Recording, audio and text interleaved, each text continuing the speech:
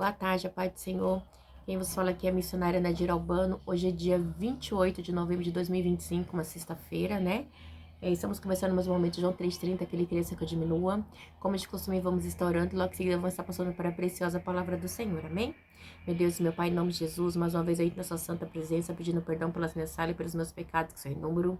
Meu Deus, eu apresento o meu lar, a família, os chamados, tem com fé da minha pessoa. Apresento a minha vida desse irmão, dessa irmã que vai estar do outro lado ouvindo a ministração dessa palavra. Que eu possa estar alcançando, meu Deus, guardando, livrando, libertando, cortando laço, quebrando arco, desfazendo toda a obra das trevas. É o que eu te peço nessa hora, em nome do Pai, do Filho e do Espírito Santo, Deus, amém? Igreja preciosa, a palavra do Senhor está em 1 Crônica 15, a arca é levada para Jerusalém, amém? Depois que Davi tinha construído casas para si na cidade de Davi, ele preparou um lugar para a arca de Deus e armou uma tenda para ela. Meu Deus, meu Pai, em nome de Jesus, essa santa e preciosa palavra no momento de João 3,30, que o missionário da Dirobone desapareça, que Deus Pai, Deus Filho, Deus Espírito de Deus apareça, que o objetivo desse canal seria simplesmente pregar a tua palavra pura e genuína como ela é, para que teu nome venha a ser glorificado, para que teu nome venha a ser exaltado, meu Deus, para que o Senhor, decanta lá, Shuri, decanta lá, essa venha a ser exaltado, venha a ser glorificado, em nome do Pai, do Filho e do Espírito Santo de Deus, através, Pai, deste canal, através da minha vida, Senhor. Deus, eu quero ser um instrumento de bênção do Senhor nessa terra, Pai. Para muitas pessoas, Deus, mas que eu não venha falar de mim, mas que eu venha falar de Deus Pai, Deus Filho, Deus Espírito de Deus, a Trindade, desse Deus único, triúnico, esse Deus triuno, que é verdadeiro, que é a vida, que é tudo em todo. Senhor, eu te louvo e te agradeço, em nome de Jesus, amém, Jesus, amém. Aleluia. Diz assim, 1 Crônicas 15, a arca é levada para Jerusalém, né?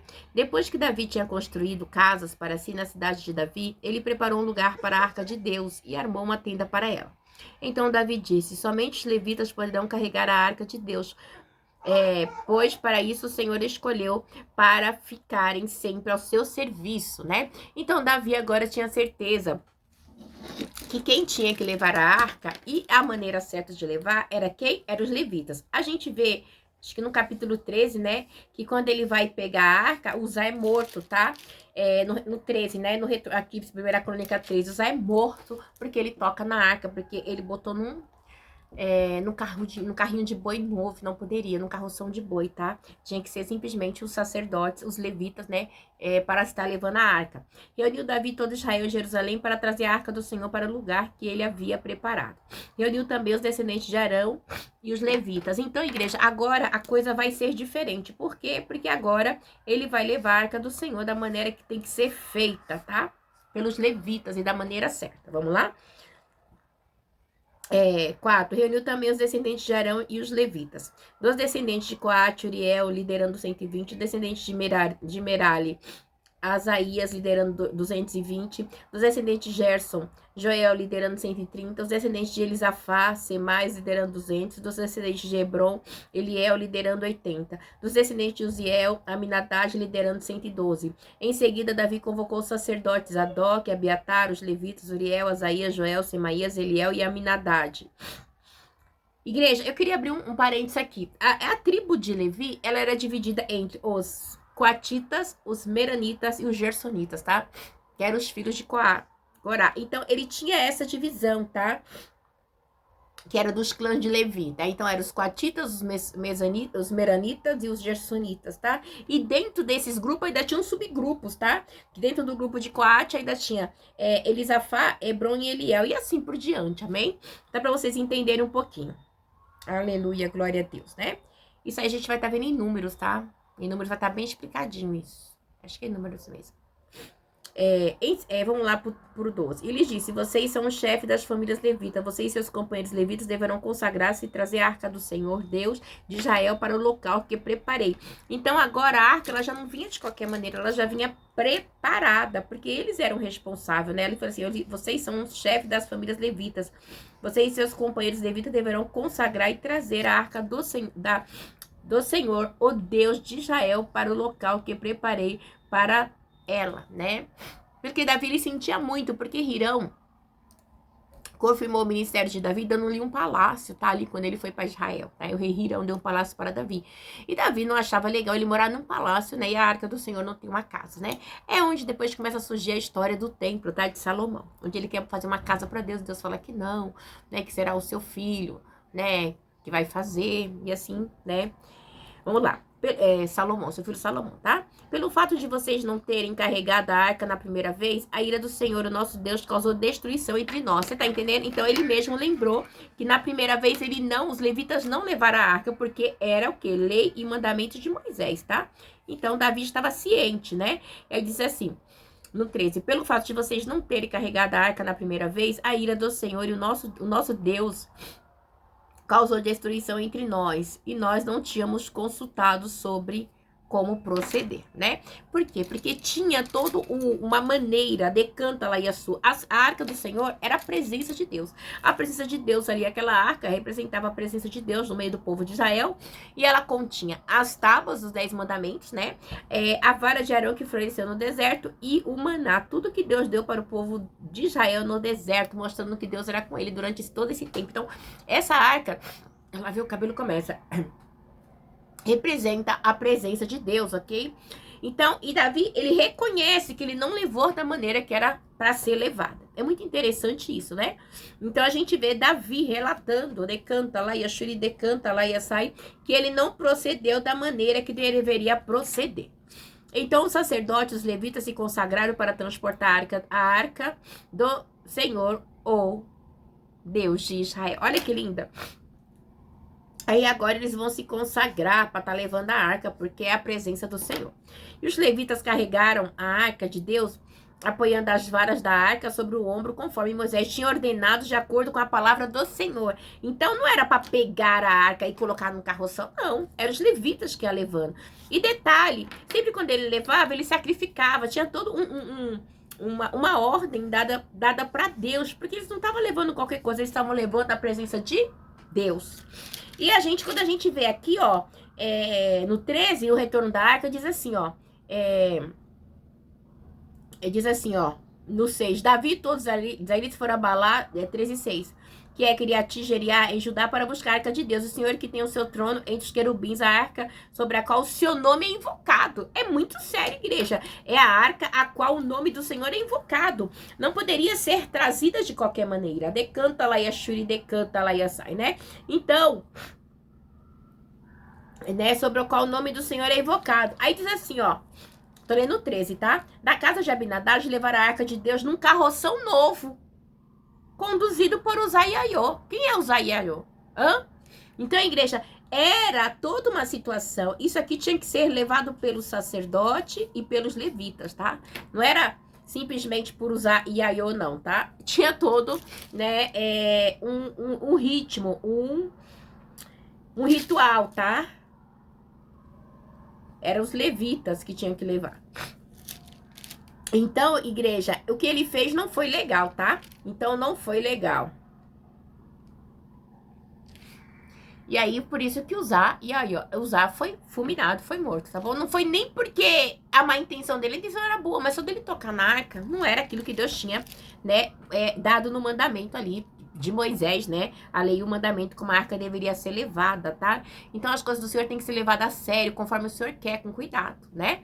Porque tem um preço a ser pago, né? As coisas do Senhor, ela tem que ser feita com ordem e decência, ainda mais quando Deus fala, tá?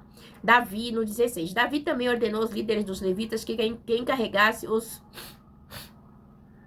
músicos que havia entre eles de cantar músicas alegres, acompanhada por instrumentos musicais, liras, harpas, símbolos e sonoros, né? Assim os levitas escolheram Remã, filho de Joel, e Azafá, um parente dele, dentre os meranitas.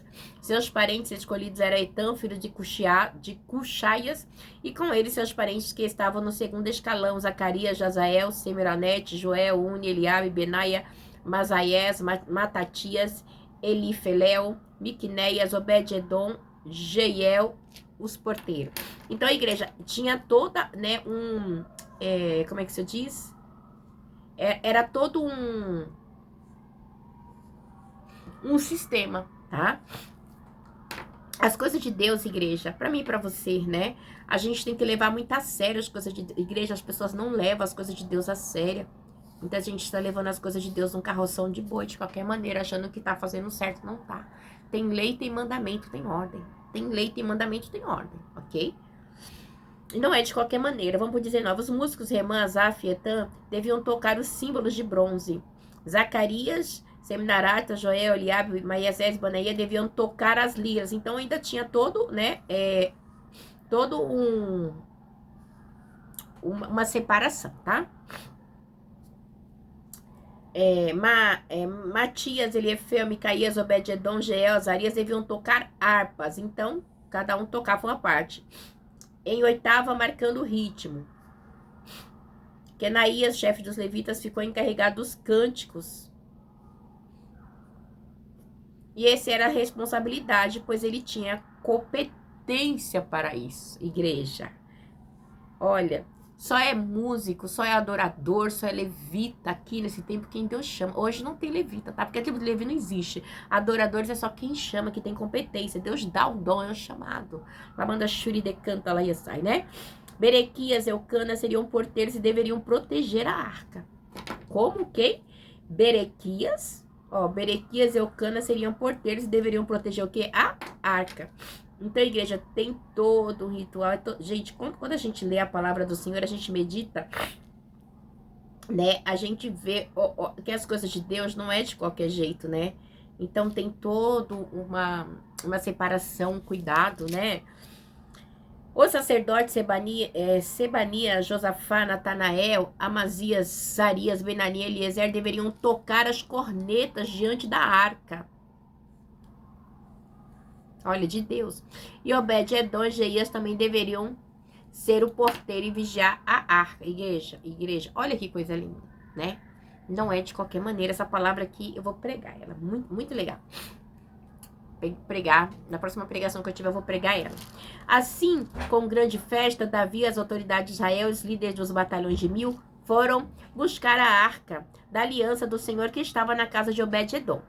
Como Deus havia poupado os levitas que carregavam a arca da aliança do Senhor, 7 novilhos e 7 carneiros foram sacrificados. Então, conforme eles iam levando a arca, eles iam sacrificando na presença do Senhor. Por quê? Porque era um mandamento, tá? Era a lei e o mandamento de Deus, né? Dado por Moisés ali, né? Então, igreja muito linda. Foi um batalhão para trazer de volta a presença do Senhor para Israel, né? E no 27, Davi vestiu um manto de linho fino, como também todos os levitas que carregavam a arca, os músicos, os quenanias, chefe dos músicos. Davi vestia também o colete sacerdotal de linho. Igreja, eu queria só abrir uma aspa aqui, né? Então, quando fala do manto sacerdotal, quem usava era o sacerdote, né?